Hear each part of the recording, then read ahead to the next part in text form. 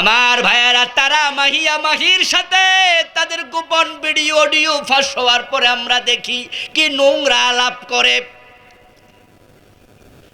কিন্তু তাকে অ্যারেস্ট করা হয় না। অন্য নারীকে নিয়ে রাত কাটাবে, তাকে ধরে আনার জন্য প্রশাসন পাঠানোর হুমকি দেয়, তাকে অ্যারেস্ট করা হয় না। আর বউ নিয়ে রিসোর্টে গেছে, এটা অপরাধ হয়ে গেছে।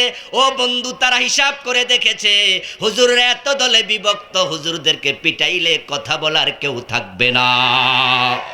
মুসলমান যখন ইখতিলাফকে ঝগড়ায় রূপান্তরিত করেছে, তখন থেকে দল বিভক্ত হয়ে গেছে।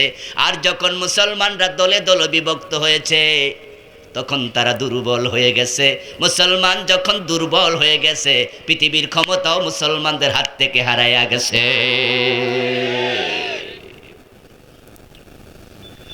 অথচ অদ্য পৃথিবী আমরা শাসন করেছি। অদ্য পৃথিবী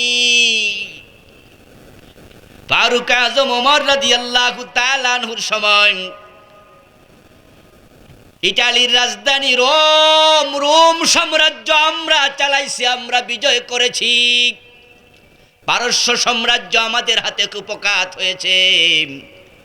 স্পেনে 700 বছরের বেশি কালেমার পতাকা আমরাই উড়াইছি। এ ভারত উপমহাদেশ 1100 বছরের বেশি আমরাই শাসন করেছি। কিন্তু আমরা যখন ঝগড়া ফাসাদ শুরু করে দিলাম, আমরা যখন 5 কল্লি টুপিওয়ালাকে হারামি বললাম, 1 কল্লি টুপিওয়ালাকে ফাসিক বললাম, আমরা জোরে আমিন বললে গলা ধাক্কা দিলাম, আস্তে আমিন বললে মাযহাবি বলে গালি দিলাম। ইখতিরাক করতে করতে আমরা যখন বিভক্ত হয়ে গেলাম, এখন আমাদের হাতে আর শক্তি নাই, বরং জালেমরা আমাদের বিভক্তির সুযোগ নিয়ে হুজুর পিটাচ্ছে, আলেম পিটাচ্ছে, যেখানে চান্স পায় সেখানে কাজে লাগায়। অবস্থা এমন হয়ে গেছে, আমাদেরকে মারতে মারতে মারতে মারতে এখন মারার জন্য কোনো রকমের জুলুম অন্যায় লাগে না। বউনিয়া রিসোর্টে গেলে এটাও অন্যায়, বউনিয়া বউরে প্রেশার ক্রিয়েট করে ধর্ষণের মামলাও দেয়।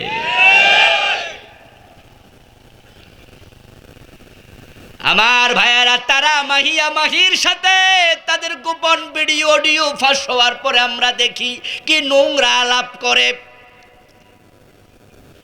কিন্তু তাকে অ্যারেস্ট করা হয় না। অন্য নারীকে নিয়ে রাত কাটাবে, তাকে ধরে আনার জন্য প্রশাসন পাঠানোর হুমকি দেয়, তাকে অ্যারেস্ট করা হয় না। আর বউ নিয়ে রিসোর্টে গেছে, এটা অপরাধ হয়ে গেছে। ও বন্ধু, তারা হিসাব করে দেখেছে হুজুররা এত দলে বিভক্ত, হুজুরদেরকে পিটাইলে কথা বলার কেউ থাকবে না।